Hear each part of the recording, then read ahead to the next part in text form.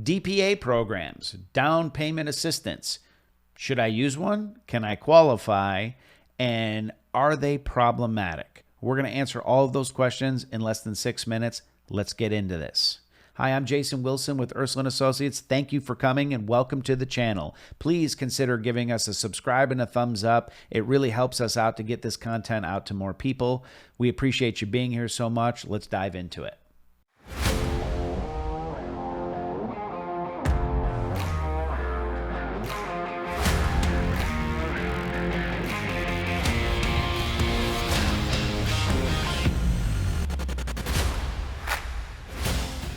Okay, so welcome back. Down payment assistance programs. Here in Georgia, one of the most well-known ones, let's just call it that you may have heard of, it's called the Georgia Dream program.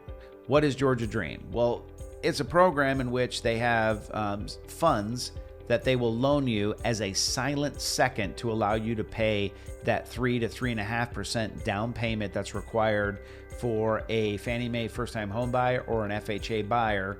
And so what this does is it allows you to buy a house with no money down, and that loan sits interest-free as a second mortgage with no payments behind the FHA or conventional loan, that first position loan. You make payments on that loan over a period of time.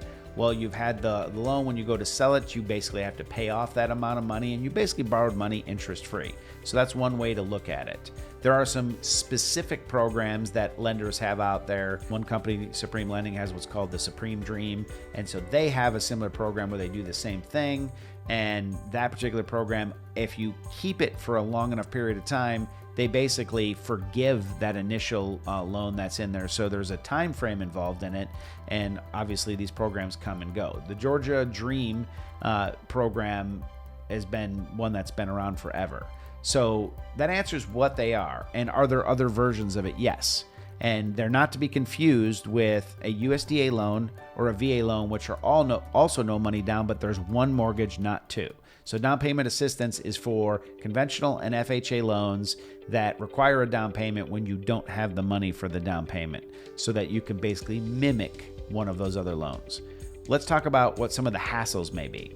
With benefits, there's hassles, right? So if that's the case and I can borrow money for free, interest-free, why wouldn't I do that? Well, a couple things. One, it has to go through multiple underwriting criteria, right? You have to underwrite for the FHA loan or the conventional loan. Then you have to underwrite for the down payment assistance. Many cases, they're going to regulate a certain attorney to do the closing. And here in Georgia, a lot of times, if the product's really desirable and the market's hot, the listing agent and the seller are going to request you close with a specific attorney. If that's not the attorney, that's going to be a problem.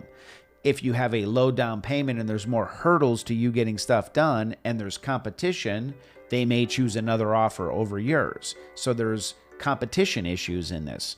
Because if you put yourself in the shoes of a seller, you go, who can afford this house? Not just barely afford it, but really afford it. And how solid are their financials if I'm going to take my house off the market? If you've got more than one person interested, this is a valid question. If they don't, as the market softens, well, that's also a valid point of bringing. That's why we're seeing down payment assistance programs come back into style.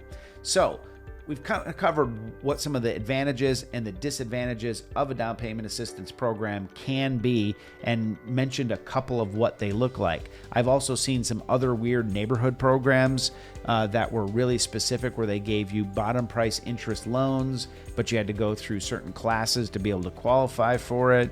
They were very arduous to get through, but the people that did them ended up with, like, when interest rates were at 5%, they were at 2%. Some of those kinds of things come and go depending on where there's government funding to be able to, or community funding to be able to fund those type of programs.